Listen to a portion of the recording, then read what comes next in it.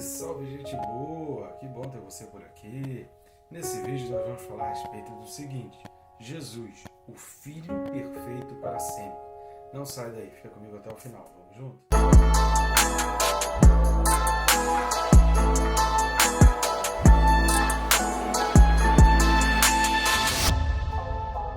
Só não deixe de se inscrever, né? Que faz esse favor pra mim, né? Ia falar quebra esse galho, mas quebra esse galho aí, querido. Faz favorzinho, é bem rápido e fácil. Vai clicar no botão de inscrever e pronto, já vai estar inscrito. Aproveita e clica também no sininho. Por que clicar no sininho, querido? Além de você ser o primeiro a ser notificado e você ficar por dentro de cada vídeo que está sendo colocado no canal. Como nós temos vídeos aqui diariamente, todos os dias às 6 da manhã, temos vídeos comentando a respeito da palavra de Deus, isso vai te impulsionar e te motivar a estar estudando a palavra e assim você não perde nenhum minuto aí, nenhum momento para o estudo da sua palavra, tá certo? Então vamos lá, te agradeço aí você que já vem fazendo isso e vem nos acompanhando aqui todos os dias. Afinal de contas é um trabalho inédito, né, que não tem no YouTube ainda, nem em português, nem em outra língua, a Bíblia comentada versículo a versículo em vídeo. Tem até alguns textos, alguns livros comentados, algumas aulas, explicações sobre livros, principalmente o Apocalipse. Tem muito canal comentando e falando sobre o Apocalipse, mas não versículo a versículo. Aqui no nosso canal nós temos, além dessa carta aos Hebreus, nós já temos Apocalipse, as 3 cartas de João, as 2 cartas de Paulo a Timóteo, já temos Gálatas, Efésios, tem muito material que você já pode aí aproveitar para estar estudando a palavra. Vamos lá? Texto desse vídeo, Hebreus capítulo 7, versículo 28. Carta aos Hebreus, capítulo 7, versículo 28, diz assim: Porque a lei constitui sumo sacerdote a homens sujeitos à fraqueza, mas a palavra do juramento, que foi posterior à lei, constitui o Filho perfeito para sempre. Glória a Deus por isso, né, querido? Isso é maravilhoso a gente saber dessa importância e a gente vai exatamente meditar aqui nesse versículo e nesse vídeo. A gente vai fazer questão de trazer a importância do que é a gente reconhecer e entender Jesus Cristo como Filho. E onde que a gente se baseia isso, né? Qual é a nossa base para acreditar nisso? Por isso esse vídeo é muito importante para você conseguir fechar essas questões e ter um entendimento e até conseguir explicar para alguém. Às vezes você está evangelizando alguém, principalmente pessoas de outras religiões, você que já é cristão, que é seminarista, ou até que é pastor, está preparando uma mensagem.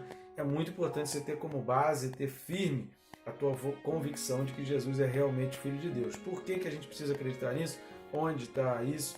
Isso tudo vai ser falado aqui nesse vídeo. Mas por enquanto eu queria pedir a você algumas ajudas. Por que eu falo do plural? Algumas ajudas. Você pode estar ajudando o nosso canal ou o nosso ministério. Você pode estar ajudando o nosso canal e o nosso ministério.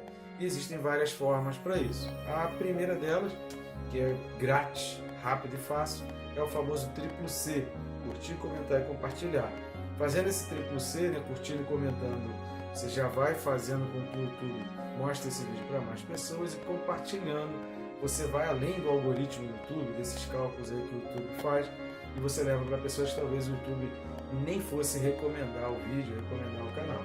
Outra maneira de você estar ajudando também o nosso canal e o nosso ministério é indo aqui na descrição do vídeo, aqui embaixo na descrição do vídeo vão ter os primeiros links através do qual você vai ter acesso aos livros que nós escrevemos. São livros de minha própria autoria que estão aí disponíveis. Você pode adquirir, a capa deles já está aparecendo aqui do lado.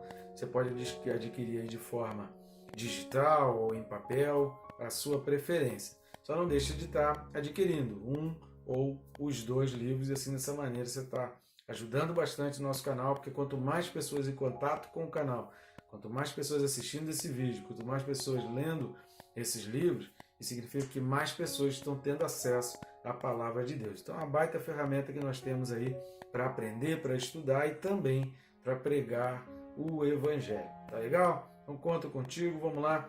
Primeira coisa que a gente vai destacar desse versículo 28 de Hebreus 7 é com relação a sujeitos à fraqueza. Querido, eu vou solicitar por você, se você não assistiu ainda, assista aos vídeos que vai do versículo 11 ao versículo 27 de Hebreus 7. Nós já temos aí no canal Hebreus 7 do 11 até Hebreus 7, 27, vários vídeos comentando, porque nesses vídeos e nesse trecho nós falamos a respeito das fraquezas e falamos um pouco dessa diferença entre o sacerdócio de Cristo e o sacerdócio levítico.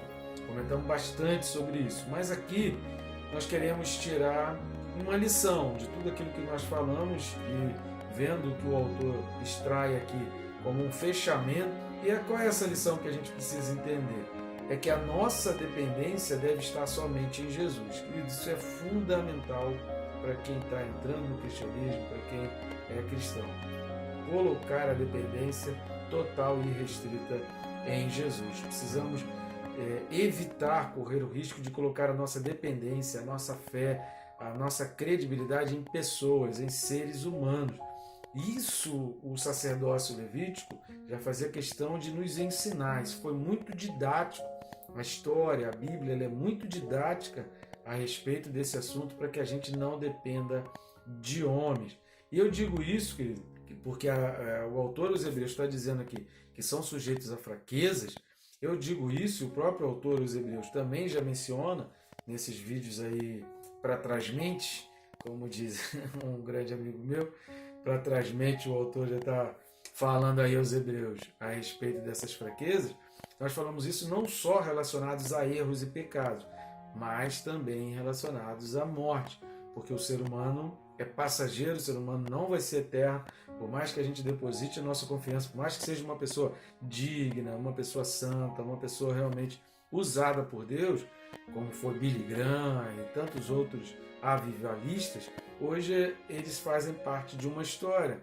A gente não pode ter uma dependência em cima deles. Deixaram coisas tremendas, tem um legado, tem toda uma história, tem todo um ensinamento, mas a nossa dependência precisa estar em Jesus. E o autor dos Hebreus, ele vai falar isso daqui em diante. Aliás, toda a carta aos Hebreus ele vai pincelar sobre perseverança, sobre fé, sobre o sacerdócio, sobre a proeminência de Jesus em relação aos outros, sobre a importância da fé, sobre a importância de não esmorecer na fé, mas ele sempre vai abordar o fato da nossa fé estar dependendo de Jesus, da nossa fé estar inteiramente ligada, totalmente dependente em Jesus como autor e consumador da nossa fé, que é o que ele vai falar lá em Hebreus 12, 2, ele vai usar exatamente essa expressão para que a gente mantenha os nossos olhos fitos em Jesus como o autor e consumador da nossa fé, ou seja, ele é o princípio, ele é o fim, e a gente não pode colocar a nossa fé, a nossa confiança em homens, porque eles são imperfeitos,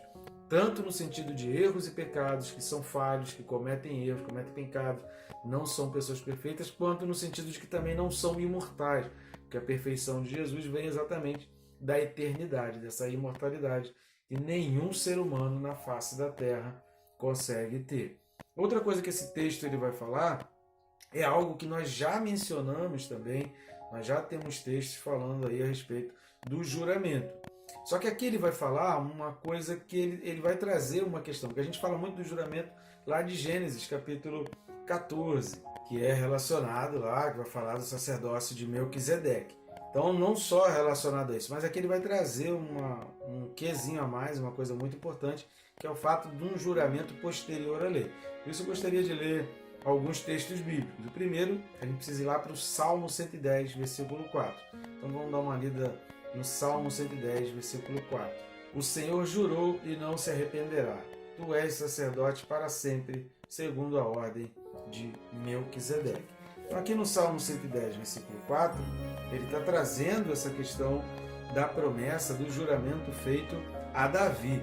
Entenda isso que você vai entender um pouco mais. A gente vai falar por onde que entra Davi, por que Davi está entrando aqui nesse jogo, por que nos versículos passados a gente comenta a respeito do juramento, a gente fala a respeito de Davi, a gente já leu esse Salmo 110 em vídeos passados. Você vai entender, vai acompanhando comigo todo esse raciocínio. Vamos dar uma lida agora no Salmo 132. Eu queria ler os versículos 1 e 2 e 11 e 12. Salmo 132, versículos 1 e 2 e 11 e 12. Vamos lá. Lembra-te, Senhor, a favor de Davi, de todas as suas provações, de como jurou o Senhor e fez votos ao poderoso de Jacó. E aqui vai falar dos votos. Versículo 11. O Senhor jurou a Davi com firme juramento, e dele não se apartará. Um rebento da tua carne farei subir para o teu trono. Se os teus filhos guardarem a minha aliança e o testemunho que eu lhes ensinar, também os seus filhos lhe assentarão para sempre no seu trono. E aqui ele está falando tanto de Salomão, que foi aquele que não andou, foi aquele que desobedeceu, quanto de Jesus, que aí então é o descendente da linhagem de Davi que obedece. Mas aí você deve estar aí questionando, por que que entra Davi? A gente está falando de sacerdócio, entra Davi, o Salmo 110, que é um salmo de Davi, vai falar de um sacerdócio relacionado a Melquisedeque. Nós falamos isso várias vezes aqui na questão do sacerdócio de Melquisedeque. Os versículos de 20 a 22 de Hebreus 7, inclusive, a gente vai falar sobre isso. Porém, por que Davi?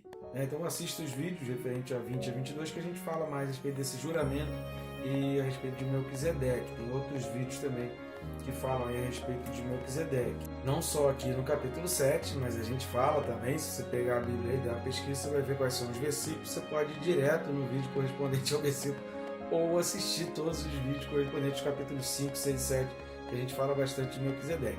A grande questão não é quem entra Davi nisso tudo.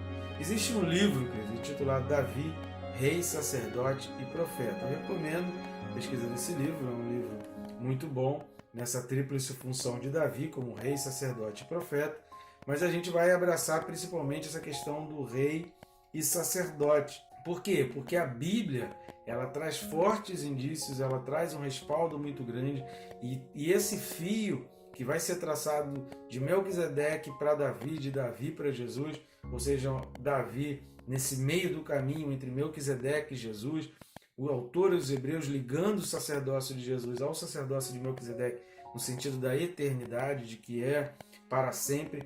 Por que que isso passa por Davi? Exatamente porque a Bíblia mostra para nós que Davi foi também um sacerdote. Davi cumpriu também funções sacerdotais e Davi, com o seu coração quebrantado, como alguém que se quebrantou diante de Deus, ele foi rei, ele acabou sendo sacerdote do povo. Por isso, o autor aos Hebreus, ele vai também abraçar esse entendimento, por isso há essa concordância aqui em Hebreus 7, versículo 28, com relação ao sacerdócio de Davi, como um juramento feito para Davi, de que do trono dele viria o rebento, viria o Salvador, essa promessa feita a Davi, como sendo um juramento também que vai abraçar esse juramento de Melquisedeque do sacerdócio eterno, do sacerdócio para sempre. Então esse juramento feito a Davi, de que dele viria o Salvador, vai passar também pelo sacerdócio. Está tudo relacionado ali ao fato. Então Davi ele entra nessa história como fazendo parte dessa linha que vai ser transcendente à lei, transcendente porque a lei vai compreender um período que está ali no meio, mas que o sacerdócio de Melquisedeque não está ligado em nada ao sacerdócio, em nada entre aspas, porque as funções, o princípio sacerdotal é o mesmo. Ser sacerdote era executar as mesmas funções, fazer as mesmas coisas, as mesmas práticas. Mas eu digo, está fora porque a linhagem levítica passava de geração para geração, era pela lei. Davi era da tribo de Judá, Jesus também era da tribo de Judá, embora na genealogia de Jesus tenha um traço apontando Jesus também como vindo de sangue da linhagem também de Levi. Isso tem todo um aspecto profético. Mateus ele vai inserir Arão pela esposa de Arão, que era então fazia parte dessa ascendência de Jesus da linhagem de Judá, porque tinha o objetivo de mostrar da linhagem de Judá, mas como era esposa de Arão, obviamente que o descendente tinha os dois sangues, e Arão era da tribo de Levi. Então, mesmo não tendo a intenção, Mateus aponta para esse fato de que tinha no sangue de Jesus também a linhagem de Levi. E aí, por isso, Davi ele vai passar nesse fio transcendental da ordem de Melquisedeque, uma ordem anterior à lei e continua depois da lei. Por que continua depois da lei? Por que a gente fala que continua posterior à lei? Porque o sacerdócio levítico acabou no ano 70 depois de Cristo. Pelo menos que se tem conhecimento, a Bíblia fala de que lá na frente surgirão novos sacerdotes, mas a gente não sabe dessa legitimidade em termos dessa linhagem de sangue, se realmente ainda existe uma linhagem pura de Davi, de Levi, de Levi. Alguns estudiosos afirmam que existe uma família sendo preparada e ali passando, esperando ansiosamente pela volta do sacrifício, que acabou no ano 70. Então nós já temos quase 2000 anos aí sem sacrifício e sem sumo sacerdote. Mas a ordem de Melquisedeque permanece, continua existindo nesses 1900 e poucos anos e continuará existindo para toda a eternidade. Davi, então, o sacerdócio de Davi, confusão aí entre Levi e Davi, foi também ele sacerdote, e a gente pode ver um exemplo disso lá no primeiro livro das Crônicas, capítulo 15, a partir do 27, e a gente vai ler até o capítulo 16, versículo 7. Então, primeiro livro das Crônicas, 15, 27, até 16, 7, diz assim: Davi ia vestido de um manto de linho fino, como também todos os levitas que levavam a arca, e os cantores, e Quenanias, chefe dos que levavam a arca e dos cantores. Davi vestia também uma estola sacerdotal de linho. Assim todo Israel fez subir com júbilo a arca da aliança do Senhor ao som de clarins, de trombetas e de símbolos, fazendo ressoar alaúdes e harpas. Ao entrar a arca da aliança do Senhor na cidade de Davi, Mical, filha de Saul, estava olhando pela janela e, vendo ao rei Davi dançando e folgando, o desprezou no seu coração. Introduziram, pois, a arca de Deus e a puseram no meio da tenda que lhe armara Davi, e trouxeram holocaustos e ofertas pacíficas perante Deus. Tendo Davi acabado de trazer os holocaustos e ofertas pacíficas, abençoou o povo em nome do Senhor e repartiu a todos em Israel, tanto os homens como as mulheres, a cada um bolo de pão, um bom pedaço de carne e passas. Designou dentre os levitas os que haviam de ministrar diante da arca do Senhor, e celebrar e louvar e exaltar o Senhor, Deus de Israel, a saber, Asaf, o chefe, Zacarias, o segundo, Asaf, o chefe, Zacarias, o segundo, e depois Jeiel, Semiramote, Jeiel, Matitias, Eliabe, Benaia, Obed-edom e Jeiel, com alaúdes e harpas, e Asaf fazia ressoar os símbolos. Os sacerdotes Benaia e Jaaziel estavam continuamente com trombetas perante a arca da aliança de Deus. Naquele dia foi que Davi encarregou pela primeira vez a Asaf e a seus irmãos de celebrarem com hinos o Senhor. Querido, o que Davi fez aqui?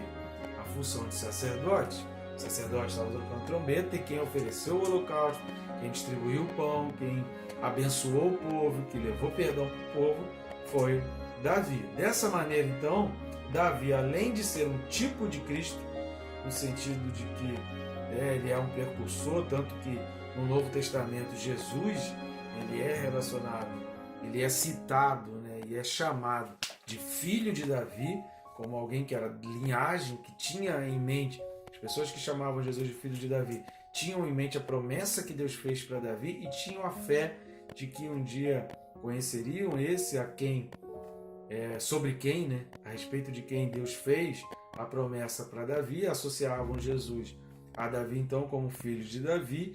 Então Davi tem essa questão de ser tipo de Cristo, mas ele foi também um exemplo do sacerdócio da ordem de Melquisedeque, porque ele foi, assim como Melquisedeque, rei e sacerdote. Lembra que a gente falou sobre isso nos vídeos referentes a Melquisedeque? Ele cumpriu essa dupla função de rei e sacerdote. Há ainda a questão de que Davi tenha cumprido a função de profeta, que Jesus também foi um profeta, mas a tríplice função de Jesus foi rei e sacerdote, e ele foi o próprio sacrifício. Ele se fez sacrifício, ele se esvaziou para ser o sacrifício. Dessa maneira, a gente encaixa Davi dentro dessa linha da ordem de Melquisedeque, inserindo Davi também como um sacerdote, porque o autor ele vem colocando esse juramento feito a Davi de um rei que procederia do trono dele. A gente já falou isso também em outros vídeos para trás, de um rei que procederia da linhagem de Davi, e apontando então para Jesus. Então essa ordem eterna que começa antes da lei e continua depois da lei, quando a gente fala continua depois da lei, não é porque a lei acabou, mas é porque essa linhagem sacerdotal acabou. O último sacerdote morreu no ano 70 depois de Cristo, quando o templo então foi destruído e todos os sumos sacerdotes da época foram mortos ali e começou a perseguição do povo de Israel, que dura então até hoje. Tá bom, gente boa? Até o próximo vídeo aí, que Deus continue a te abençoar rica e abundantemente.